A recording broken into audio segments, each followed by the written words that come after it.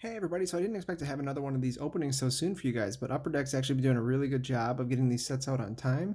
And so what we're going to be doing today is we're going to be opening New Mutants.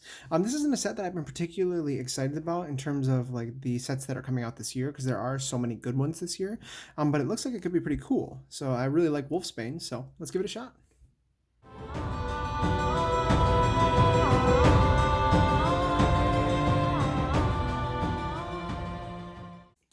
Alright, so let's see what we got inside. So just like normal, it's only a pack of 100 for this one because it's a small box. So we'll start with the rule sheet.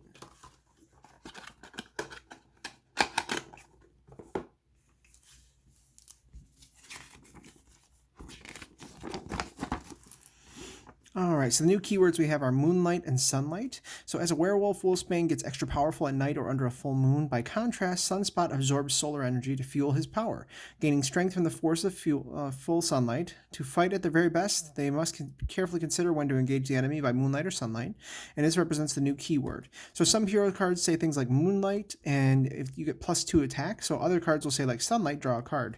So Moonlight abilities only work when most of the heroes in the HQ have odd numbered costs, and so Sunlight is the opposite. And so when they have even number costs. Oh, cool. So you have to really balance what you actually have in your HQ to make sure you can use these abilities. That's pretty neat. So if it's tied, or if it's a tied number of odd and even heroes in the HQ, then neither Moonlight or Sunlight is in effect. Okay, that's something to consider. And then only printed costs matter. Abilities that change the cost of heroes in the HQ won't affect Moonlight or Sunlight. And so divided cards from Civil War and other sets count as just one card for Moonlight or Sunlight. Okay, cool. All right, and then you can manipulate Moonlight and Sunlight. Let's see. So when villains escape, you can KO cards, of course. You can shift your odd number card cost in the HQ down a little bit, as shown below. Okay, and just to be able to keep an eye on it, so you know what's Moonlight and what's Sunlight. Let's see. So Moonlight and Sunlight timing. So as always, you do a card's ability in the order they are listed. You can check Moonlight or Sunlight at the moment when you would use that ability. For example, Sunspot has a card that says Moonlight. You can put a hero from the HQ in the bottom of the hero deck. So Sunlight, draw a card. So Sunspot's card would benefit. Okay, so you could use Moonlight and then it could change it, and then you could use Sunlight to actually use Sunspot's ability. Pretty neat. It's neat how they work together. All right, so remembering odds and evens. So to help you remember that Moonlight uses odd number cards, all the Moonlight Loving Hero cards have odd number costs. Okay, so that makes sense. Waking Nightmare. And so this is the New Mutants often confront demons, monsters, blah, blah, blah, blah. This keyword represents these attacks on the very sanity. It's also used to represent how the hero Mirage uses her powers to bring dreams and nightmare constructs to life. So some cards tell you to have a Waking Nightmare. It means you discard a non-gray hero from your hand, and if you discard a hero this way, you draw a card. Okay, so basically it's kind of like that Rocket Raccoon card that I like. Or it's kind of like Beta Ray Bill as well, except you have to do a non-gray hero. So let me see. So give you specific benefits as well. And then conflict card abilities. So when two card effects tell you to do different things with a card name at the same time, you can choose which to do. So when you discard an empathetic link to Belasco or the Demon Bear, you can use the empathetic link ability to set aside instead of letting Belasco KO it or the Demon Bear capture it. Okay, and then your cards and cards you have. So remember that the phrases your cards and cards you have include both cards in your hand or cards that you played this turn. So when Emma Frost and Empath say you get +1 for each gray hero you have, that includes both gray heroes in your hand. Okay, so it's just specifying the rules again. So cool, got some new keywords. Could be an interesting mechanic for the game. Let's see, where's the line at? Okay.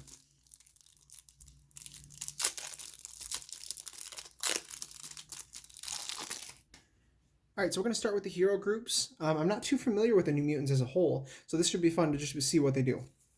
All right, so we'll start with the commons, move into the uncommons, and go to the rare. So the first one we're looking at is going to be Sunspot, and he has Absorb Radiation for his first card. It's a 2-cost card, and it has 1 recruit. Moonlight, you may put a hero from the HQ on the bottom of the hero deck. Sunlight, you get to draw a card.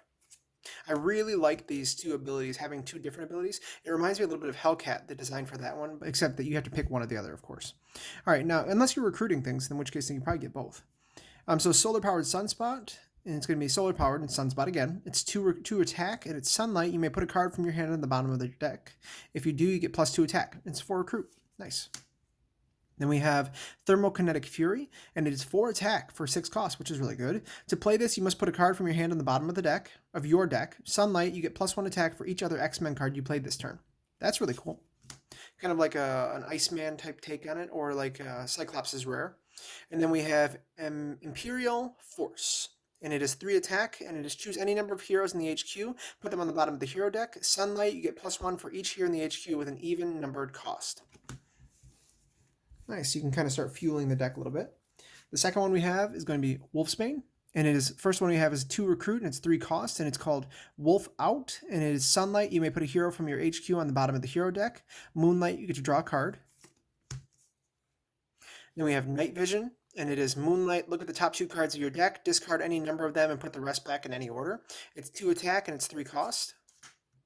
Then the uncommon we have is Howl at the Moon, and it is Covert Hero, and it's 3 attack. Moonlight, you look at the top card of your deck, KO it or put it back. That's kind of nice, really good for deck thinning. And then Nocturnal Savagery. It's 4 attack, you look at the top 3 cards of your deck, discard any number of them, and put the rest back in any order. And if it's Moonlight, you get the total printed attack of all those cards you discarded from your deck this turn. So kind of like a Berserk type play. Alright, then third, we have Mirage. And Mirage is Moonlight, you may discard a card if you do draw a card, and this is called Dreams Made Real. And it's 2 attack. Only costs 3, which is nice. And then we have Empathic Link, and it is 2 recruit. When a card effect causes you to discard this card, set it aside. At the end of this turn, add it to your hand as an extra card. Nightmare Wolves, and it is 1 attack. You may have a Waking Nightmare. You get attack equal to the cost of the card you discarded this way. So you're going to remember Waking Nightmare, you have to discard a card, and then you get to actually have that ability. And then Haunted by the Demon Bear. And it's 4 attack, and whenever a card effect causes you to discard a card from your hand this turn, you get +2 attack. So Moonlight, you may have a Waking Nightmare. So this would be really fun to use if you're using Rocket Raccoon, if you're using Beta Ray Bill, Ant-Man even. It's going to be really cool. All right. Then we have Karma. It's going to be next. And Karma has Soul Rivalry. It is 2 attack, and if you played a Covert Hero, you get to choose a villain. You get +1 attack for each villain adjacent to it. All right, and this is Temporary Possession. It is 2 attack. You guess a color, then reveal the top card of the hero deck and put it back on top of the bottom of that deck. If you get right, you get +2 attack. And then this is Karmic Balance, and it is 4 recruit. Wow, you don't see that very often. Reveal the top card of the hero deck. You may recruit it this turn. If you do, you may KO a card, one of your cards, or a card from your discard pile. That's pretty crazy that there isn't an actual cost for you to actually play this card to get the 4 recruit. While it is 6 cost, that is actually really, really good though. Then the last one is Control Like a Puppet, and it is a covert hero, it's a range hero, and you get 5 attack, and if you played an X-Men hero already, you get to choose a villain in the city. You get attack equal to its victory points, usable only against other villains or the Mastermind. Nice. That one is going to be really good. And then the last one we have is going to be Warlock. And Warlock has a 2-cost card. It's a tech hero, so always good to have more tech. And look at the top 2 cards of your deck, draw 1, discard the other. It's 3 attack. It's going to be Techno-Organic Adaption, and it is if you played a tech hero, you get the first time you defeat a villain this turn, you can KO a card from your cards from your discard pile.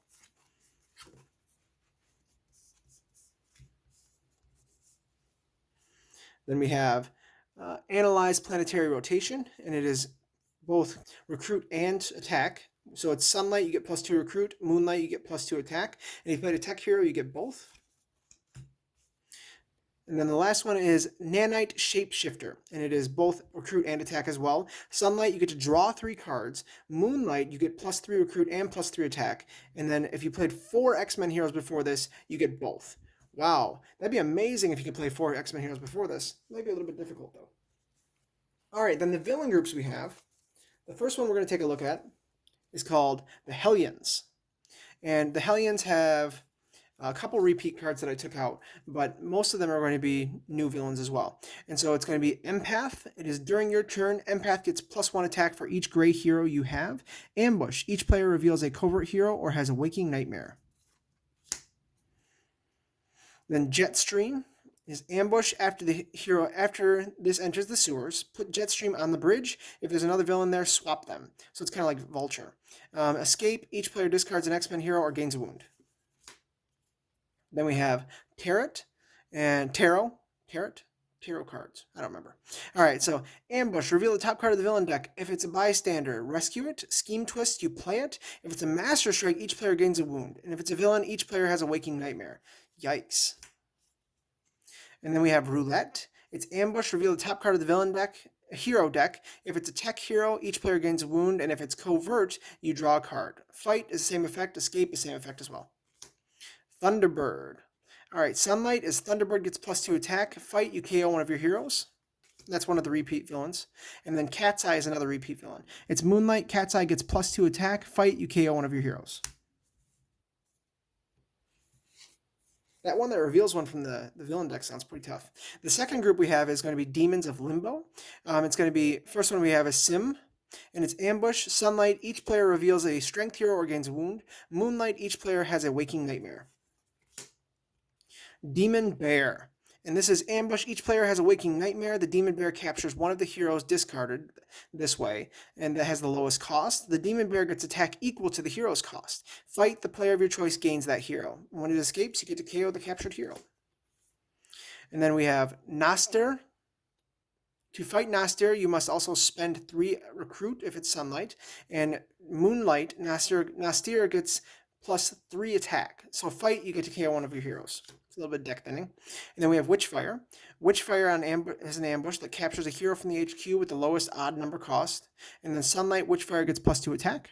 Fight, the player of your choice gains that hero. And then if it escapes, you KO the captured hero. Well, this one's pretty cool. And then Crotus. Ambush. Crotus captures a bystander. Put an even numbered hero on the bottom of the hero deck. Moonlight. Crotus gets +4 attack. So it kind of fuels its own Moonlight. It's pretty cool. All right, then the schemes we have Trapped in the Insane Asylum. Then the schemes we have Trapped in the Insane Asylum. It's a setup is 1 twist plus 2 twists per player. And twist, you face a sanity test. Either keep this twist in front of you as a psychotic break, or discard a card and pass the twist to the player on your left, and that player faces a sanity test. So special rules: on each of your turns before you play other cards from your hand, you must play 2 randomly selected cards from your hand, or for each psychotic break you have. Wow. All right, then evil wins when a player has 3 psychotic breaks. The second scheme we have is Demon Bear Saga. It's 8 twists, including Demons of Limbo as one of the villain groups. You put the Demon Bear villain from that group next to the scheme. Twist: if the Demon Bear is in the city, it escapes. Otherwise, the Demon Bear enters the city from wherever it is. If it was in a player's victory pile, that player rescues 4 bystanders. So special rules: whenever the Demon Bear escapes, stack a twist next to the scheme as a dream horror. So evil wins when there are 3 dream horrors. That'd be fun. So Crash the Moon into the Sun. Setup, it's going to be 11 twists. Oof, okay. So that'll be rough for solo. Twists 1, 3, 5, and 7 is Moonlight. Stack this twist next to the scheme as an altered orbit. Twists 2, 4, 6, and 8 is Sunlight, same effect. And twists 9, 10, and 11 is going to be the same effect.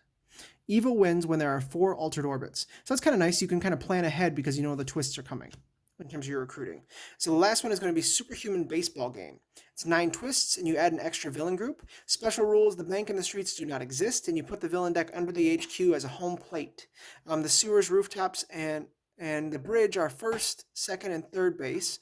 Twist: play the top card of the villain deck. If it's a bystander, rescue the cheering fan. If it's a master strike, then after it resolves, any villain on third base steals home and escapes. If it's a villain, it hits a double, pushes to second base, the rooftops, and you play the top card of the villain deck. So this sounds much more of a party scheme. I'm not sure whether or not I would play that one solo.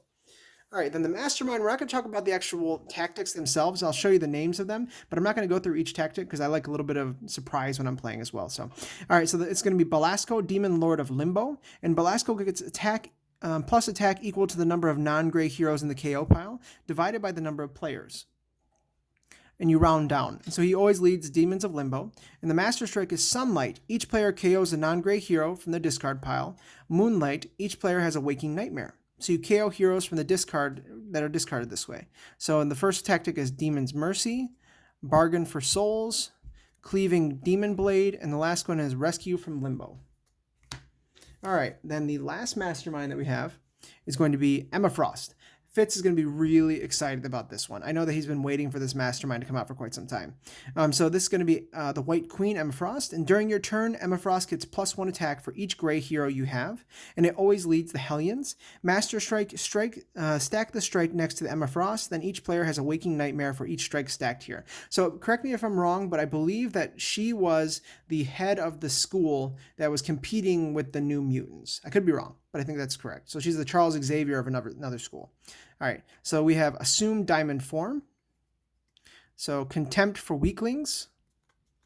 We have Psychic X-Men Link. And the last one is Tempting Bargain. All right, so I'm really excited to play this set. I have another pack of sleeves that are going to be coming in the mail hopefully tomorrow. So as soon as those get here, I'm going to sleeve this up and I'll do a couple playthroughs for it. We'll definitely play against both the Masterminds and use everything in here, and we'll try out some of the schemes. So if you guys want to have any specific games that you want us to play, let me know. I'll throw some solo games together right now because our state is still in quarantine. So hopefully that'll be done soon. So we'll see you guys next time. Make sure you guys like, comment, subscribe.